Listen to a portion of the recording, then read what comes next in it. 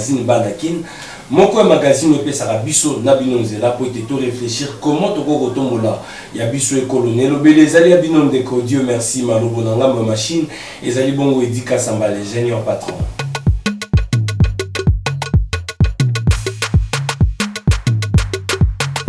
Voilà, kosala pona ekolo ezali nango singana kingote, c'est simplement simple parce que biso topé ba souverain primaire ba pesa kibino ebonga ba pesa kibino nzela na nzela ya maponomi otobenga ba bon élection alors soki ozali na bonne volonté pe bolongo ya mboka e bosenga no kaka osalela mboka na yo bon molongo ba intérêt ezala partager moto nyonso esika ozala aiba etazali na ndingisa ya kotombola ya ekolo ya kobungisa ya ekolo na koloba toujours makambo tokosala ezali milona tokolona soki toloni ba bonne semence kobuka yango pendant 4 générations et soki toloni mauvaise semence yeba ete loi ya sema ebolanda pe 4 générations tozali na ndingisa ya kobungisa ya biso ekolo alors tozali bongo na bayi politique ndenge tomesala kosala na bino magazine oyo toinvitaka po ete ensemble to analyser ba situation ya mboka na biso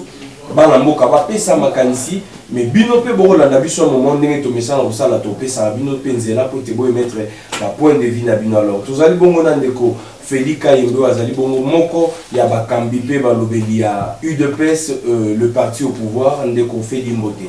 Mbote ndeko merci pour l'invitation to pesa pe ba kolanda biso Mbote parce que to se pays na ningi to yi na station na pour to yi ba consoler na na biso na ba congolais na alors nanga monanga ya mwasi nazali bongo na ndeko Chris Mukuno azali pe moko ya ba panzisango me moko pe ya ba panzisango politique yo déjà na repesa mbote ndeko Chris Mukuno Mbote ndeko Dieu merci mbote la kolutu na bayi Feli azali en face de moi mbote na ingénieur Samba et puis mbote na nyonso bazui ki bakoza ko la biso na sala donc ce que vous ba été bande ko na biso ala monka pe ba osala de la partie bazali bongo déjà na zela ba rejoindre biso na studio a pote to sur la matali mboka na biso alors lelo ndenge na lobaka bongo mesano to za na mesano kotanga journal et potentiel na mbongo mikate o bimi na konsobi journal des potentiels na otanga moi lombango titre nango droit de l'homme et élection 2023 Lisa Peterson fait le point avec Christophe Mbosso na manchette nango ba commis rénovation de route reliant la RDC à l'Ouganda Tshisekedi Museveni une rencontre fort enjeu économique et sécuritaire politique. L'Assemblée rejette le projet de la loi d'habilitation du gouvernement. Et puis province Congo central, 7 morts dans un accident de la circulation au pont Pozo à Matadi. Donc dernière heure, Sud Kivu, 3 morts dans un crash d'avion à Kavumu. Et puis Fekofa, 18 ans après, Constant Omari s'en va. Voilà les grands titres de l'actualité na journal Nabino le potentiel. On a reçu toujours beau somba yango pour te besoin d'informations vraies et fiables. Alors les autres sur la nini, sur la bongo coopération Ouganda RDC. Le président de la République Azananga Mokuna to ebinga ko la tournée non seulement qu'il n'a ko tala makamonenge ko lekela ba victime ya volcan Nyiragongo mais ko vérifier ko pallier le sous la réalité ya état de siège na kati ya tournée wana a kebongo kokutana na homologue na ye Ougandais le président Museveni na masolo na bango ezali ko rénover Banzela kotonga esika ko bongisa une coopération économique et sécuritaire. Trobeta Masolo Lelo. Alors Trobeta Pe Masolo, il y a le président national, il y a UNC de Kovital Kamere Owapi Bisonyo Tolanda qui verdite Koyaki Bongo Ndeko Kamere Wazalaki Akatelama qui est Dumbu na 20 ans. Babaki na ko revoir Penenae na 13 ans, mais na partie naie ba ndeko ba apprécié Bosonyo Koyba était le secrétaire général déjà à Pessi Ndingisa Bongo ba député à UNC na ba membre mususu ya corps gouvernemental ya Sama Lukonde ba prendre part na ba union ba réunion ya union sacrée na ba réunion à crash et à cash aux ali bongo regroupement politique na bango to robeta masolo na lelo et puis to robeta lisusu masolo etali réquisitoire ya cour au conseil à lever à immunité ya matata ponyo ba sénateur baboyaki et ko tungisa bande ko belé ba monete justice solo ezali penza entravé na makambo etali ba lever à immunité ba omona ete ba sénateur bazali penza semboté bakei komi bomba déjà to songel ko ba été ezali na dynamique moko ya ba jeune ya union sacrée ba ko projeter marche mikolo mizali ko ya pona ko talisa mécontentement na bango na décision ou ba sénateur ba jouer alors trobeta masona mo lelo un seul numéro c'est les 082 17 61 068 les 082 17 61 068 on est aux numéros au pesa bino nzela pote bo pesa pe abino makanisi sinon retourna mituna na bandeko tozala na bango awa et vous allez quelque chose de bien alors tout banda d'abord coopération Ouganda RDC ndeko feli makanisi yo c'est une bonne chose dans le chef des Congolais balobara toujours ba miliso ba bazang sara biso kimia notamment ba utaka na Uganda esika wa biso to deko sona na bango pote to sangisa boyokani une bonne chose. Oui, et ça, pourquoi? Parce qu'il faut dire que lorsque vous avez un pays qui vous cause un peu des petits lapins, oui. Président Nabiso a dit que tous à la Esikamokona Bango, Toye Bakotonga, Boutouana Yabutembo, les Amoulaï, Monique, et comme ça, de façon que produit aux Esikana Bango. Et que les gens qui parlent plus, ils et dans plus, ils parlent plus, qui parlent bango. Et donc, on va faire là où on qui est là, la tabomine qui a vie pour la société. Pourquoi? Parce que bango, on a la rebelle, militaka, profitaka, tant qu'on a qui est là, ils ont la montée, la circulation des alités, et on va faire de façon que va démarrer ça là, dans le bango la vie. Et quand c'est ce qui va bondir, c'est vraiment zéla ou en ligne sur le lobby, va asphalter à nous, et que ça, de façon que circulation non est épelée, et quand circulation est épelée, c'est-à-dire que les policiers, les militaires, ou il y a des choses qui vont et que ça la malin au milieu pour la personne. Donc, n'engagez mon cojambo, mon cojambo qui colora, ils appellent pour l'économie la personne. Donc, échange commercial, commerciaux, c'est bien. Faire en sorte que nous puissions avoir cette économie qui doit être au rendez-vous. Donc, tous ces pays, n'a pas été à tailler mon Museveni, à courir, à payer sur la peine, à bateau, à la baie, ou à Zosa, de façon que tous à la peine, à moi, Binga, des bazons, nani et pas bango pour bâtir capé ma camarade va faire là non biso tous ces pays pourquoi parce que ils ont diplomatie au mon conscient beaucoup à costa lango moniski bon zomi mitala na lokola banguna on les a pas si pour bourgeois développement ils ont pas si pour bourgeois paix mais kasi ce qui président de la République Andimi a qui n'est pas na bango à solo la Museveni balancer et travaux à partage à Boutouana à Beni Butembo et que ça de façon que échange et commerciaux et zala et peuple un peu sur le sous commis c'est un peu sur que sont bloqués par bango va consommer par un peu donc terrain d'entente et continuer ma cambobélé donc surtout ces pays tout le monde qui a bêté et puis que tout cause la paix ennemi élémentaire l'autre bunda mais l'obi toyokani et ça kabongo comment que ba pays mususu ba bundaki mais na suka ba yakika koyokana biso to tikala ko bundisa bango te et ça des ba rebelle ko ba bandeka uti pa bango bazoya commencer biso mais to ko la politique il y a des façons que paix est la départ et d'autres mais avant n'avait pas Christine Kula bande on suba o bondere ne biso to tellement faible que mingi ya ba coopération na biso ba tozo ke no senga a loboko et tout ça faiblité est-ce que mon fait ce que devient dans on a vraiment faible des faiblité comme les faiblité et tout ça dit pays souverain tout ça na makamoma so ilobani pour pays azalango tout ça na fierté nationale na biso tout ça li ba oyo tout ça na nani centre Afrique c'est-à-dire pour le développement il y a pas pays mususu en Afrique c'est ngeli Congo yango emi développer na Congo que de liboso ba to ebele ba ko mi dépendre la biso pays ebele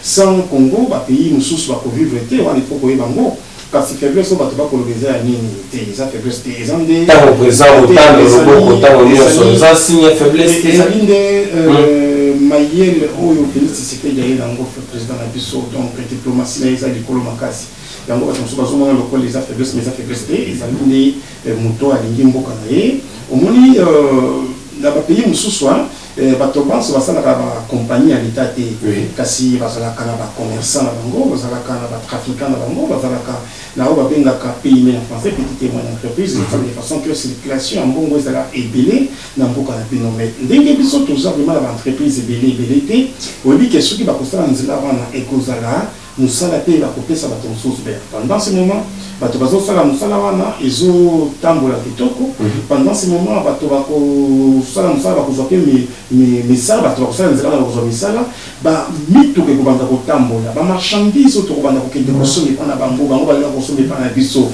échange ya commerce oyo ekosala de façon que économie na biso emistabilise quelque part donc eza vraiment problème ya faiblesse te kasi ezali nde mayele na diplomatie mokonzi yango baza nango faiblesse te faiblesse te wana ezali Feli Kalembe na ngambo ya UDPS Chris Mukuna ennemi ya lobi moninga ya lelo yo kolimbo nango ndenge nini?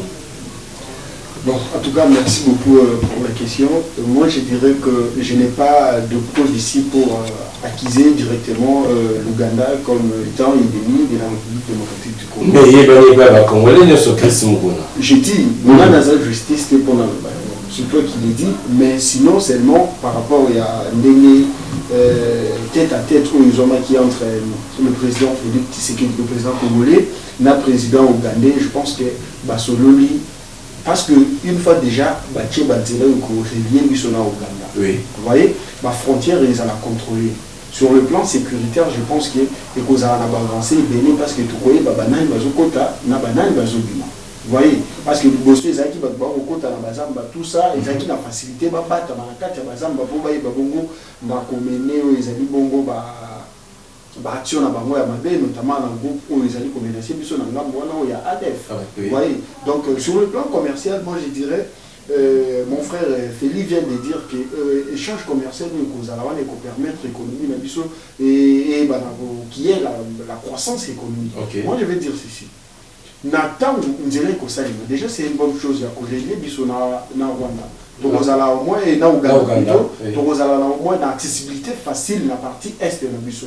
Alors la grande question reste de savoir qui sera gagnant dans cette opération et qui sera le perdant.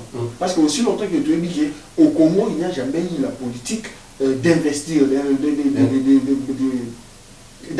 d'agriculture, de pêche, d'élevage.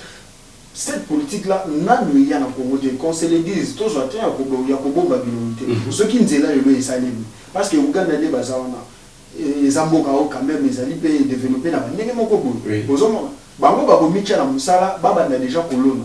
Tant bakolona bakotinde la biso ba marchandise, bango bakoteka et pas na bango bakotya musolo. Biso tokozelani. Acheter seulement ya bango, qu'est-ce que l'État, le gouvernement sama akosala une fois qu'il est là au ici, ba frontière entre biso na Ouganda et Fongwami. Qu'est-ce que les Congo peuvent faire pour être toi babongo na ko gagner mon solo o ko uta libana en termes ya ba bien o to na kolona na kati mboka. C'est ça la grande question. To kosuka raté dans sala nzela to beti mabongo to bien to zwinzela to ba le contraire ba ko bima to cha ba barrage.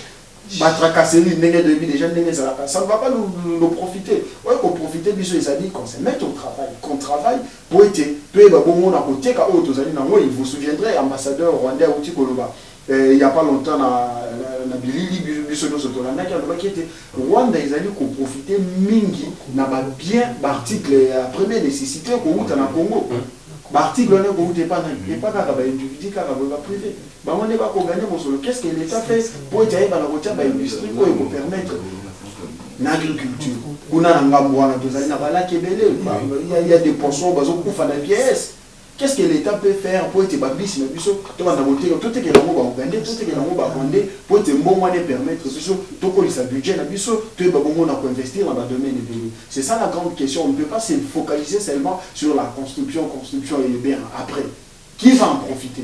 Qui va en profiter? La grande question, parce que tu as vu que l'État n'a pas besoin de ma casse dans l'initiative, mais retomber et si ka peuple la rosela ndeko feli na zongelio peuple la oloba moi langage au mingi le président a eu ba initiative et belé peuple la monde a volonté wana mais rendu nango, c'est-à-dire le résultat au peuple là vous êtes là et vous allez escompter particularité à coopération ou et vous allez nini. Merci Mingi pour nous tourner même si que nous avons plus d'articles au Bango, mais ce qui est vrai est que les alliés nous savons nous aussi au sein de la et que ça de façon que taux et exportation il y a et ça est augmenté vers l'Ouganda, non seulement Ouganda, mais en Afrique de l'Est. Donc, on dit que ce qui exportation est augmenté et que ça de façon que la devise est dans le cannabis et ce qui va devise est continue dans le cannabis, l'économie cannabis et cause la scope malam. Donc, dans le cas ainsi que tous allez payer dans le bureau que belé au toko te kanango, dans toko te kanana bamboka libanda, au bakoya pour exporter un biso. Kata et pas un biso en Congo. On dit que tous a pays munene na kati ya Afrique centrale là pour na makambo Italie babois. OK. Babois ezali vraiment richesse munene pour na biso mais ndenge toza na banzela te ndenge pe ba pays mususu po ba koma ipana biso po ba sona ngo ezali pasi toza na nzela kaka moko oyo ya biso ya ebale ya Congo okomona keiti matadi ke poto mais soki na ndenge ba kosala musala wana ya Kasindi Butembo ti kuna na Uganda ti na Afrique de l'Est et que ça de façon que baïba kozu baza besoin na ba nani mabaya ba bois na biso ba ko koyeba ko somba ngo et tozali peuple oyo asala ka bilanga parce que on y to ba bilanga d'une manière industrielle oui mais tozape ba oyo toko exporter makambo ba richesse de na mboka na biso donc biso tokanisi ke nzela wana biso toko profiter yango makasi pourquoi parce que exportation et augmenter étant l'exportation et augmenter et pour ça de façon que va devise écota pour la mutuna utudi bakanisi ke ba congolais ba sengeli ba eloko moko tozali ba oyo tokuti mboka oyo vraiment na libulu munene balobi boko le la pétrole de kofeli te toko le la te omoni éviter hein baton susu eloko ni bakoluka tozalaki on a des conditions sanitaires avec Joseph Kabila bandaki kofanda pa 5 ans koloka te okomona bato ba mati ba lobi mais oyo yango pe alobaka te et le revu président de la République oyo akoloba kolobela bino tala esika tozali tala esika tokokende tala makambo tolingi tosala donc eza vraiment comme il est la tête, c'est un des copains ça peuple espoir parce que c'est n'y est peuple au Kamba aïe ba makambo mini au Kosala on les alliés bala mini mais toko le la mini te kasi toko le belande baï bazana biso ba congolais baï ba makambo toko sala toko le la te ba promesse oui président de la République a Kosala ngo mais toko mona ke muke eko kisana kala makambo le à l'autorité de l'école de base. Article 43 de la Constitution qui a consacré la doctrine de l'école de base depuis l'hôpital, on n'avait jamais appliqué cet article-là. Mais sous Félix Tshisekedi, il arrive, il applique pour soulager pas mal de familles.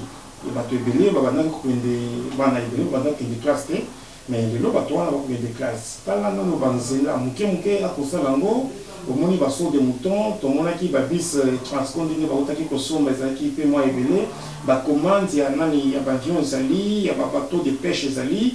Bukangalon Zokuna, par exemple, qui est en gros, Monique, Bukangalon, on a tout le bélango, parce que exactement, comme on est, relancer qui est en gros, à tout le baboyer, le président de la République a aussi signé un professeur Forest pour Inga. Au moment où Inga paye les alliés, le territoire qui a vu ça, pour la banque, souvent, ça a quand même en facilité à cause de l'électricité. Et ce qui est l'électricité, et continue à Bamboka, dans le village, dans le Nini, ici, quand on se souvient de l'électricité, comment on paye de façon économique, parce que l'énergie, ils appellent pour la Macambambon. Donc, on a organisé de Macambo Félix, c'est ce qu'il y a pour faire les alliés pour le peuple congolais, les alliés pour la personne côté, mais tous alliés de la chance à cause de la Macambamboka, Oyo, à cause de la Nabaye, Oyo, Bazalina. Donc, mais tant que ça, on a la binotaine de Kofeli. Tant que Nambango. Oui, tant que ça, mon ina. La promesse au Nyo Soboko, Kanisa Kokisamoti 2023. Ou nakanisi que Mokonzi Mboka azali oyo azali ko sala mosala pona ba peuple congolais. Et ezala na 2023, ezala 2023 te, mais mai asi alobi a kosala ngo Mais tu as dit que Mkozambo Barzali, en 2023, quand tu as des élections, tu as gagné sous élection, tu as la majorité parlementaire. C'est que pour dire Maya Lobaki, ce qui te ici en moté 2023, 2024, 2028, 2030, on a peuple jugé dans les élections. Ndeko Chris, approche sécuritaire, il y a moto changé, tout dans la deuxième thématique, approche sécuritaire. Aujourd'hui, awa coopération où ça a été, la frontière na biso, tout entrer na ba sortie. Il ça les mandengeni parce que to yebi biso nyonso côté kuna traîtrise mais ali moko ya élément ils allaient caractériser bande qu'on a biso babika côté kuna. Et il y a pas plus longtemps que hier quand qui moko ba généraux na biso moko ba élément na biso parmi moko ba complice. C'est très compliqué. Tu sais, au jour le jour, d'aucuns cessent de me dire que notre armée est infiltrée. Vous voyez, tant que l'armée est infiltrée, il faut qu'on ait pour ça le recyclage de l'armée. Ma condamné comment l'armée, la FARDC, la BUSO, mingi va travailler pour le coup, topé bende de la communauté. Les gens n'ont pas eu la salle pour l'individu. Les gens n'ont pas eu la parti politique. Les gens n'ont pas poste à la générale et comme à poste politique. Bien évidemment.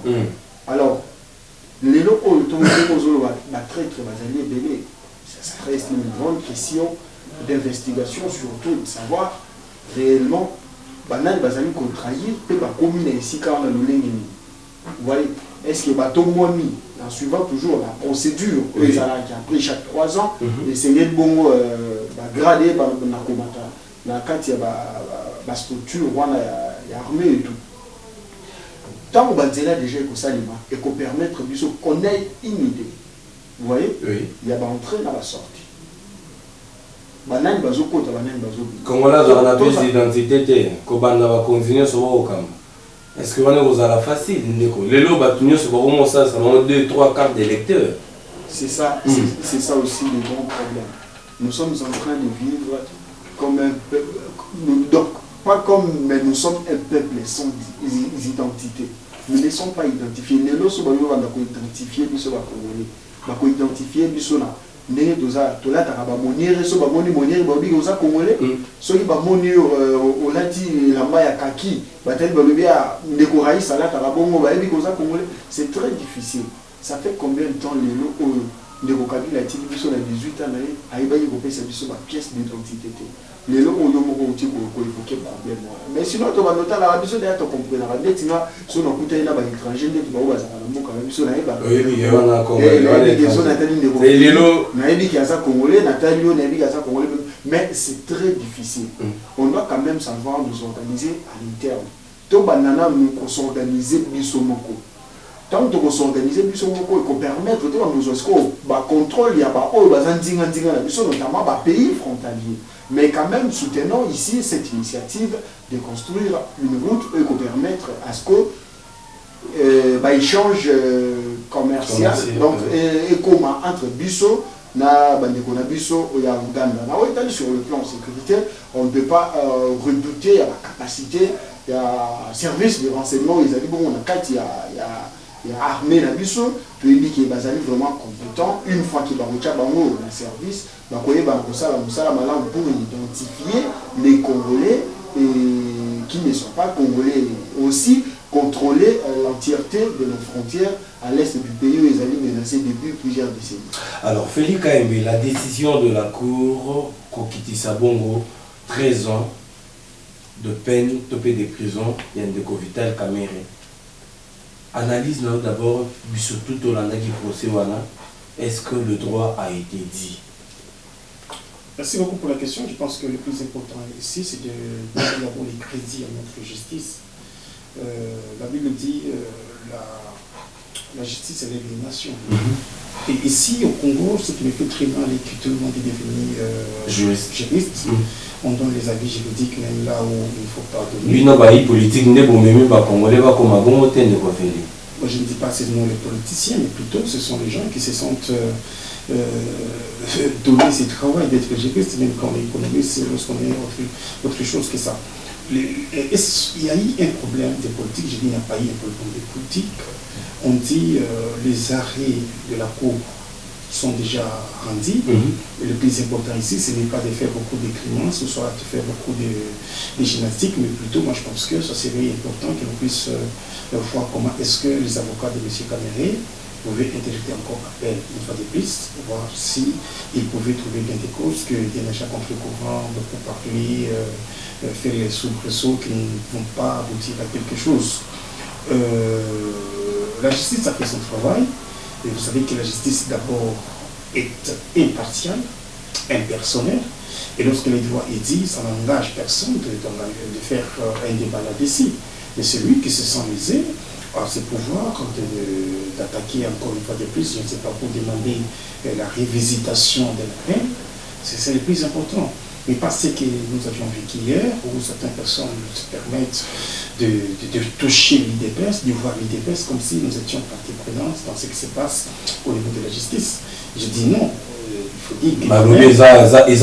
Il y a eu d'IDPS, carte de président pour qu'en 2023, son adversaire d'État, ça l'a déjà écarté. C'est reconnaître d'abord l'IDPS. Félix Kaïmé, j'ai eu la chance de diriger la JDPS au niveau de l'université. J'ai reçu Félix Tshisekedi le 30 mai 2005. Il était encore secrétaire national chargé des questions extérieures. Je connais l'homme, je connais la personne et ce que Tshisekedi a toujours envisagé. Il a dit à paix qu'il venait des moules démocratiques où chez lui, pour accéder au pouvoir, il faut passer par les élections. Et il faut dire que l'IDPS est un vieux singe, on ne peut pas le prendre comme a fait les Clémences. Nous avions milité pendant 37 ans dans l'opposition, c'était pour que nous puissions voir les élections, c'était pas pour que nous puissions arriver au pouvoir par les armes. C'est que pour dire, nous connaissions ce que nous valions et nous connaissons ce que nous sommes en train de voir aujourd'hui. Et je ne vois personne qui peut battre Tshisekedi en 2023. Et tous ceux qui se disent aujourd'hui, non, écoutez, on est en train d'écarter certaines personnes pour les élections, et ça n'est le coup tard. Bisoto Zali, Oyo, Tolinga Kato, qui est dans l'élection, de façon que tant que la élection, le peuple congolais aïba, pour choisir les dirigeants, pour cause à le coup, on le peuple wana. Au moni, Batoba Koloba, Kamere, Bataboya, Vital, il y a une musique, il y a Fayou, Bakatou, Eza peut-être causant la Koiba. Je m'excuse, ils ont causant la Koiba, mais c'est une Batoba, il y a Bisso, Bitumba, Toba, Angolo, ils ont des Bitumba, il y a coupé ça, Angolé le Koum. Ils ont Bitumba, il y a restaurer l'état de droit dans le Boka Bisso. Ils ont Bitumba, ceux qui ont raison, l'État congolais a fait raison, ceux qui ont débat et ont eu sanction à l'État. Donc, aux Alawana pour tout écarter, en tout cas, ils allaient le Kouta. C'est ce qu'il y a pour Banga Montoté. Dans la banzier, il y a une élection en 2023, ce qui est causé là. La Kanisi est en majorité, c'est ce qui a gagné, l'avenir adversaire de taille bazala pour le système n'a pas beaucoup de côté de conflit bien ce qui au Bundi na mutamaka beti pour déjà bemba aux alaté pour contentieux judiciaire ezali katumbi nande ko makamunde ko Noël tiania boya musuba ko baboko chape boko cha Noël tiani mu pepe na se kende ponde ko katumbi azalaté boko kende Noël tanga ki Congo ya ndeko biso katumbi atanga ki Congo ndeko biso katumbi te ce qui va proposer loi n'est pas juriste ba lobaka une loi est impersonnelle donc va ko viser mututé mais biso na Congo ezali ce qui va bimisi loi te loi na ba bimisi yango pona mutu songolo ce ba bimisi loi mususu ba bimisi yango pona mutu pakala te to tika mboke ko ekozala ndenge wana te tokokamba mboka ndenge wana te tokodevelope mboka ndenge wana te esengeli totika bayeba kosala mosala na bango basali mosala na bango me bakovise motu te mais soki omi retrouve na kati wana nde mabe donc okamere eza nde problème ya justice eza problème ya idps te jusqu'à la preuve du contraire baza allié na biso détail omoni badani baministre na ye bautaki économie bango kala te bamandateur na baconseiller mais on a conseillé dans Billy Kambale qu'il revoie un peu ses ambitions à la baisse, qu'il soit un CG. Mais si quand on a eu décision, le Biban on va prendre part dans la réunion. Beaucoup de monde a été. Baboy, ça a été décision où il y a un Baboy ozonga ba chômeur hein. Te baboy kozonga ba chômeur te balobi kaka ke wana eza makambo ya justice esa mosala yango. Ah c'est quoi? Mais un CG d'un grand parti politique comme l'UNC, oui. J'appelle Willy Kambala à la retenue. Il ne faut pas faire une politique spectaculaire. Non, ça ne fera pas du bien pour lui. Il a encore de l'avenir qui sont impeccables. Chris Mokuna, le droit a été dit, surtout au but que le droit est à la n'a pas fait, n'a pas preuve. Avocat conseil à caméra pour les mingi. Indice, Izali. Mais bilembo tope ba preuve matérielle oyo wapi l'état lo barakonde ko crise yonde moto yibagita la bilembo yango jusque là bande ko conseil à caméra ba ko la justice a ko démontrer en côté. Disons qu'il y a la politique derrière. Vous savez, dans ce dossier il y a à boire et à manger, mais seulement moi je vais éclaircir l'opinion en disant que dans ces pays, ce sont les politiciens qui nous ont appris qu'il y a des tournements. C'est dans ces pays que les politiciens nous ont appris qu'il y a vol au niveau des institutions. C'est dans ces pays que les politiciens aujourd'hui appelés politiciens, nous ont appris qu'il faut insulter les gens à la voie publique. C'est dans ces pays que les politiciens nous ont appris à comment faire de très mauvaises choses. Moi, je pense que la classe politique actuelle ne mérite pas de diriger le Grand Congo. Les Congos de Lumumba, les Congos de Kasavubu, les Congos de Kimbavita. Aujourd'hui, c'est une honte. En parlant de l'affaire Kamere, vous savez, ça fait très mal de voir qu'une fois que vous occupez des fonctions publiques, vous vous permettez en tant qu'individu, parce que vous avez un parti politique, parce que vous avez une masse qui court derrière vous, vous vous permettez de prendre l'argent des contribuables, de l'empocher au commissaire. Parce que c'est toi qui as besoin de voir tes enfants vivre dans le luxe, de voir tes enfants étudier en Amérique, de voir tes enfants aller en congé, je ne sais moi, en Australie. Alors, bana ya soda ou bazo kufa, bazo kengi na ikolo. Alors, on a un professeur, si nous avons un problème avec le paiement. Les caméras ont clamé innocence pour la preuve exacte. Il y a des juristes, il y a des avocats, pour le dicton, la justice élève une nation. Je pense que c'est de la mauvaise foi. Si aujourd'hui la justice pense qu'il faut réduire la peine de M. Kamere, l'ancien directeur du cabinet du chef de l'État, bravo à la justice. Mais que la justice qui peut nous dire réellement c'est qui en est par rapport à ces dossiers. Si la justice après-demain pense que Kamere doit être acquitté, ce n'est qu'à la justice. Et si Bandeko Baro compare sur la terre, Bahiba qui n'a pas Kamere, tout le bandé, et n'a pas Jamal, tout le bandé, Bakino Baroloba. Mais Ndenge Jamal qui a 6 ans, moi j'ai compris une chose que. Dans l'administration publique, on ne vole pas seul. Oui. Il faut voler avec des collaborateurs. Parce que si tu vas avec des collaborateurs, on vous a la protéger. Les lots affaires il y a Kamere, nous avons affaire il y a Matata. On y bâtit ensemble. Ceux qui ont besoin d'air, ça mouvement comme des banous tous à la laver. Aujourd'hui, moi je dirais que c'est très compliqué et très difficile. Concernant le message de mon frère Billy Kamba, d'ailleurs, le CG que je salue, on a beaucoup échangé avec lui dans le passé, concernant toujours l'avenir de la jeunesse et de la population congolaise. Aujourd'hui, monsieur le secrétaire général, peut-il nous dire, ça la politique pour l'individu ou bien pour la survie de la nation? Livre na biso livre na bango bakomela na biso les Congo qui bakoma pour biso bakongolais to apprendre histoire to apprendre gestion na bango ou bien bakomela bango pour na ba particulier. Vital Kamere tant ba condamné tozaki na gouvernement Ilunga to tikala jamais komona ki boyi ministre là bakota bongo na ba réunion ya majorité.